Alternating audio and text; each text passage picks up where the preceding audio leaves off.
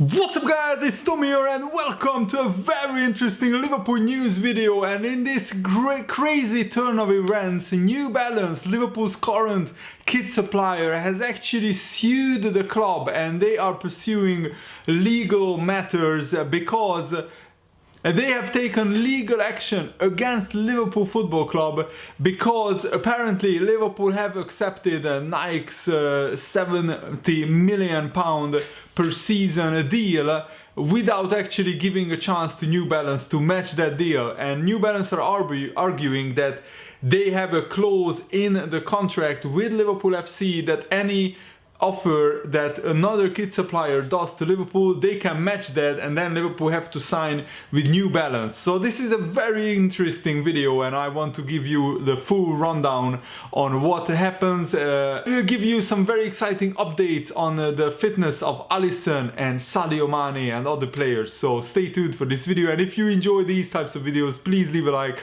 It really helps me out. It shows me that you guys enjoy the videos. And let me know guys, would you prefer New Balance or Nike, or what kit supplier do you want to see at Liverpool next season? To be honest, the Liverpool fans have been complaining, and I've seen it firsthand, that New Balance always fails to restock their football kits on their homepage. Sometimes the home kits are not available, or at this moment only the Liverpool home kit, the most expensive one, is available, and the others, the away kit, the third kit, the goalkeeper kit, is out of stock on the New Balance's website and the Liverpool official store. And I think that's a shambles because they really should have learned by now to restock and to print actually enough shirts and kits. I don't think this would happen at a really big supplier like Nike. But now let's talk about this legal issue. So the Times have reported on Tuesday morning that Liverpool were actually close to striking a deal with Nike for next season and beyond.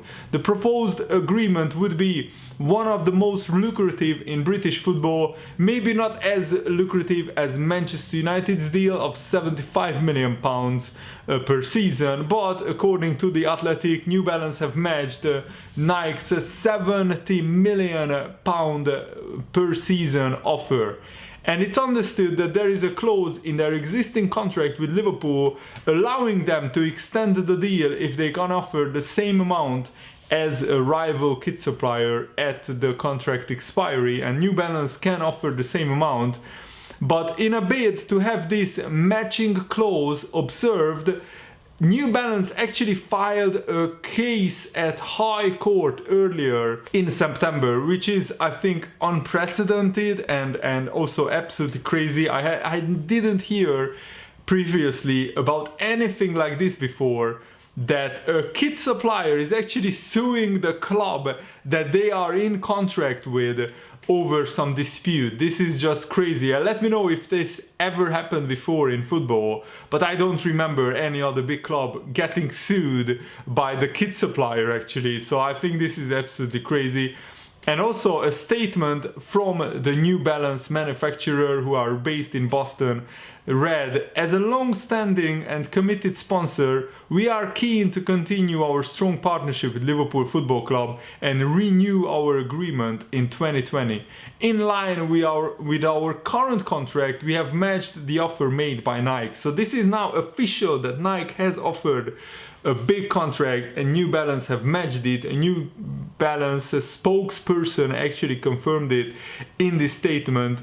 And Liverpool actually confirmed that the lawsuit had commenced, but they declined to issue any further comments. So this is not just speculation, this is actually fact that a lawsuit is happening and New Balance matched the offer by Nike. Absolutely crazy development, and Liverpool fans will simply, probably most of them will want the biggest deal possible.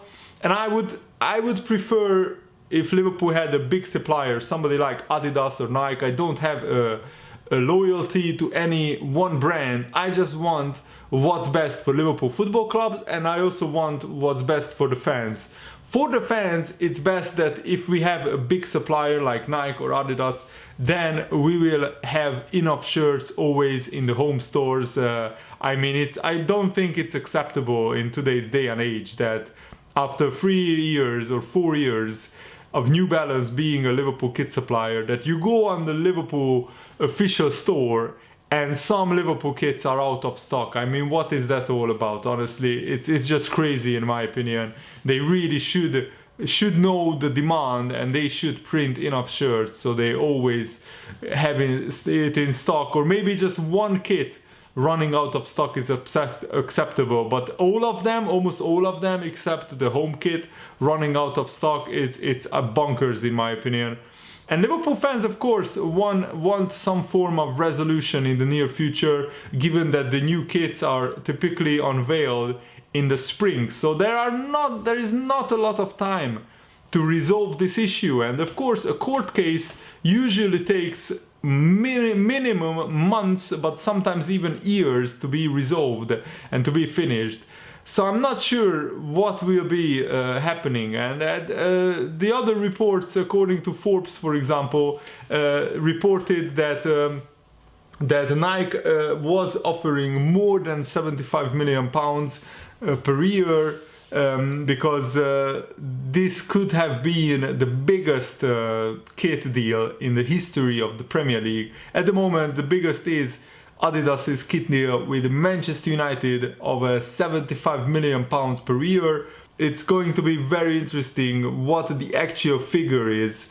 The biggest kit deal in the world is Real Madrid. They get £108 million per year from Adidas. The second biggest is Barcelona. They get 98 million pounds from Nike. And actually, I think it's very encouraging that two of the biggest suppliers are fighting for the signature of Liverpool FC. This just shows what a really popular club Liverpool is, and that basically Nike and Liverpool and New Balance are also really desperate to have Liverpool as their major sponsor for the next 5 years or maybe even more, because that would give them so many sales and so much revenue and exposure. I mean, Liverpool is one of the most popular clubs in the world, and after winning the Champions League we got even more popular with a lot more fans,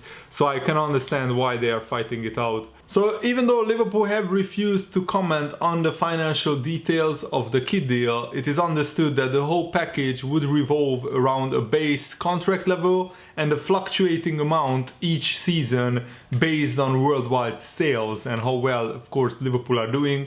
But it's widely believed in the media that this kit deal would be the most lucrative in Liverpool's history, and also it would take Liverpool up into the ballpark of Real Madrid, Barcelona and Manchester United. So as I said, it's around between 70 and 100 million pounds. That's, I think, safe to say that's where the kit deal final number will be each year, and I think that's brilliant. That's we can sign one world-class player every single season with that money. That's huge.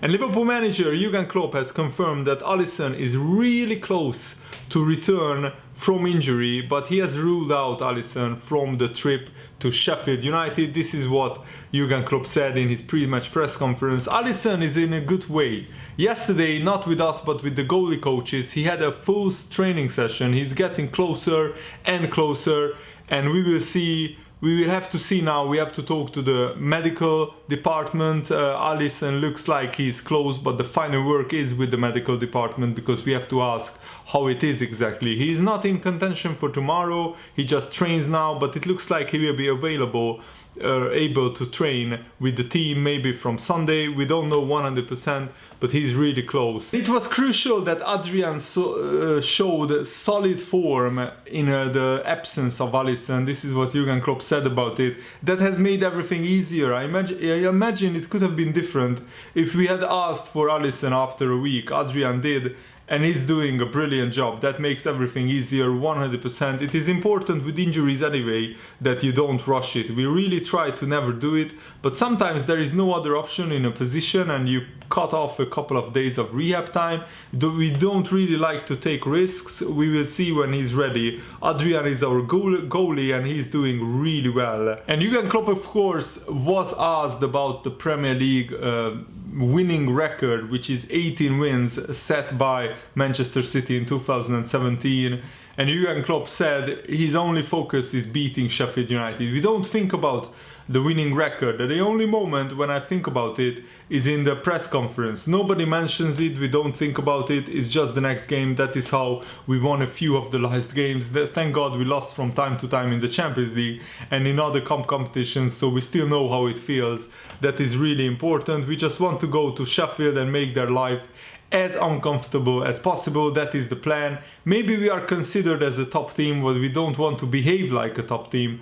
Playing like one is, if possible, yes, but fighting like a proper challenger. I don't see any reason why there should be any advantage for Sheffield apart from playing in their own stadium. Is it allowed that they will fight more than us? No. Is it allowed that they will run more than us? No. Is it allowed that they do just do more? No. We have to be there, absolutely spot on. That is the plan. And Jurgen Klopp is right. If Liverpool just give 98%, then we will get punished. Sheffield United went to Everton and won 2-0, and we shouldn't underestimate them. We should be 100% concentrated and play our absolute best football. That's the only way where we can win Premier League games. And also, Sadio Mane is fit for the Sheffield United clash. Jurgen Klopp said that both Divock Origi and Sadio Mane trained yesterday completely normal, no issues whatsoever, which is very, very good and very encouraging. But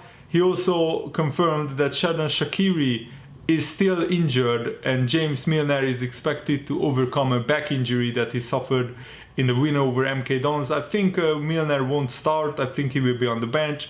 According to Klopp, Shaqiri is not ready yet. He's doing rehab stuff, and Milner got a knock in his back against MK Dons early in the game. He looked a bit awkward after the game, but he should be good. So that's very, very encouraging. Also, Naby Keita had a very good, decent performance against MK Dons, so he should be in contention. I'm not sure what to make of this news that Liverpool have failed in their efforts to trademark the word Liverpool for football products and services. The Intellectual Property Office actually rejected the attempt, stressing the geographical significance of Liverpool relative to other UK towns and cities whose names have been trademarked by football clubs. The decision has been accepted by Liverpool and will not be appealed. And this decision was actually welcomed by the Liverpool supporters group Spirit of Shankly, who insist that Liverpool should be free from ownership, the word Liverpool. And they also accused the club of stealthily trying to maximize profits with too little regard for those affected. And the Spirit of Shankly gave this statement, which I think is interesting. We were clear at the outset that the word Liverpool is not for FSG or anybody else to own. It belongs to the city of Liverpool and its people. We should all be allowed to use it freely, however we see fit, without fear of legal letters dropping through our doors. LFC have enough legal remedies from their current trademarks to address any issues they may have. Anymore is unnecessary. Without fan activism, this issue may not have ended like this. Without fan involvement, there would be no challenge to the corporate greed within football.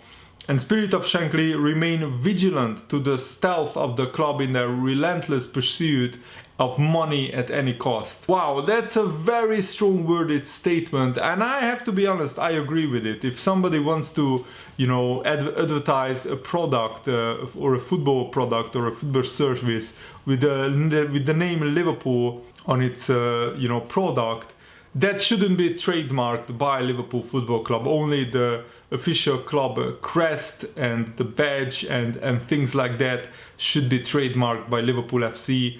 Also, club CEO Peter Moore claimed that they held the interests of supporters at heart. Are you sure about that? I'm not sure, but this is what he said. It should be stressed that our application was put forward in good faith and with the sole aim of protecting and furthering the best interests of the Liverpool Football Club and its supporters. Nevertheless, we accept the decision and the spirit in which it has been made. I would also like to take the opportunity to reiterate on our thanks to all those who engaged with us throughout this process, most notably independent traders and local football clubs. I think this is a very interesting issue and I just wanted to shed some light on it. I'm not sure if any of you guys have heard about it, but I think this is actually quite interesting.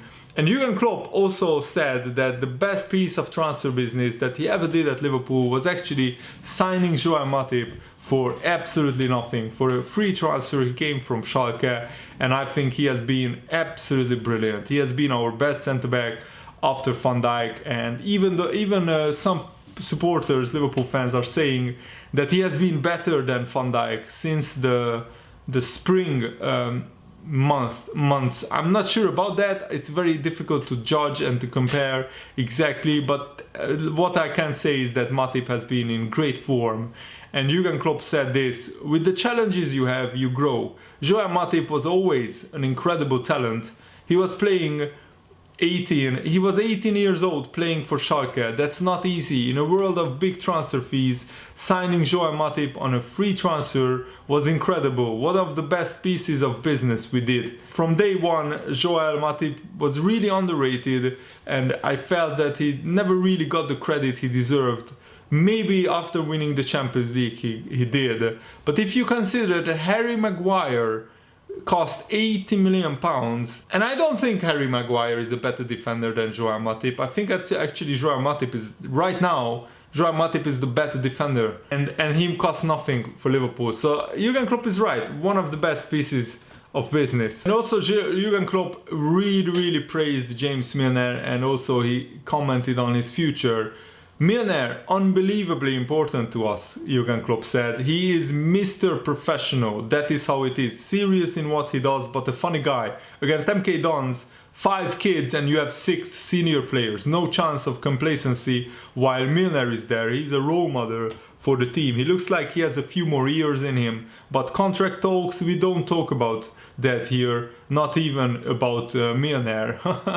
Wow, so Jurgen Klopp has refused to give any indication whether Liverpool are looking to extend Milner's contract. I think we are looking to extend it, but Jurgen Klopp didn't want to fuel the speculation any further. And Ismaila Sarr has raved about Liverpool's Sadio Mane. He signed for Watford in the summer, and this is what he said about Sadio Mane. Mane is one of the best men in Africa and in the world. He's one of the best footballers. I can say that for me, he's the best player in the world because he is quality. He has won the Champions League, he has done everything for Liverpool, and in all competitions, unfortunately not the Premier League, but I hope he does at some point, because for me he's the best African player in Europe. He plays well, he does everything well, both in football and life. Oh my goodness, I just love reading